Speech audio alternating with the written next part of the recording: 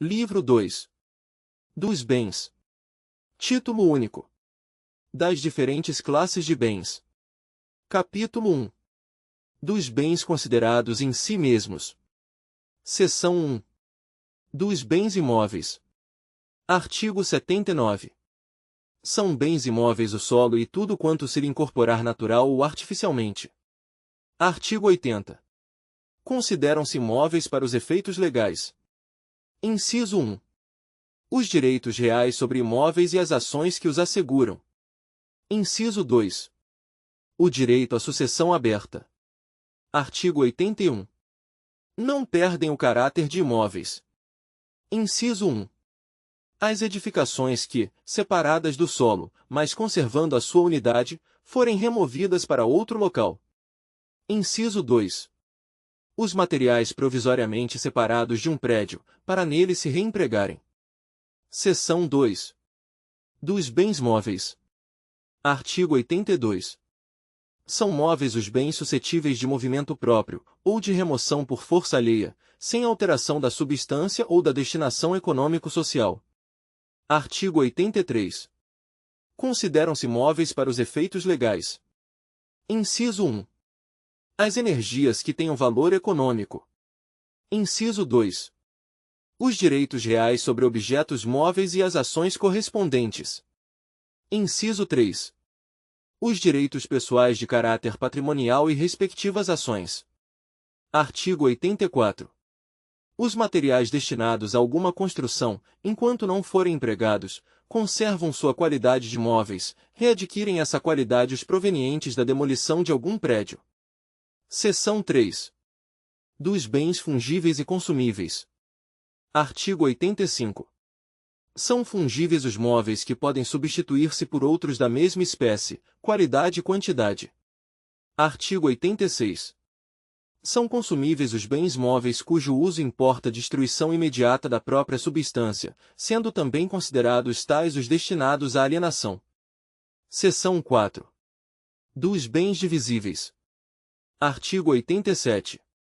Bens divisíveis são os que se podem fracionar sem alteração na sua substância, diminuição considerável de valor, ou prejuízo do uso a que se destinam. Artigo 88. Os bens naturalmente divisíveis podem tornar-se indivisíveis por determinação da lei ou por vontade das partes. Seção 5. Dos bens singulares e coletivos. Artigo 89. São singulares os bens que, embora reunidos, se consideram de per si, independentemente dos demais. Artigo 90. Constitui universalidade de fato a pluralidade de bens singulares que, pertinentes à mesma pessoa, tenham destinação unitária.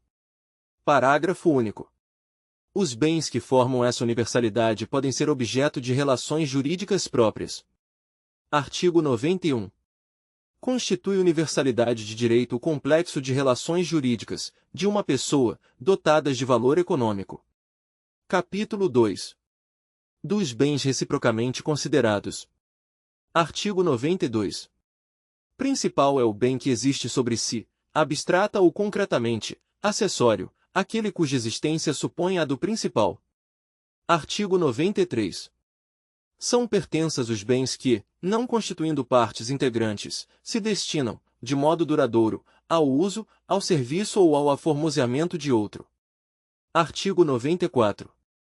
Os negócios jurídicos que dizem respeito ao bem principal não abrangem as pertenças, salvo se o contrário resultar da lei, da manifestação de vontade, ou das circunstâncias do caso. Artigo 95.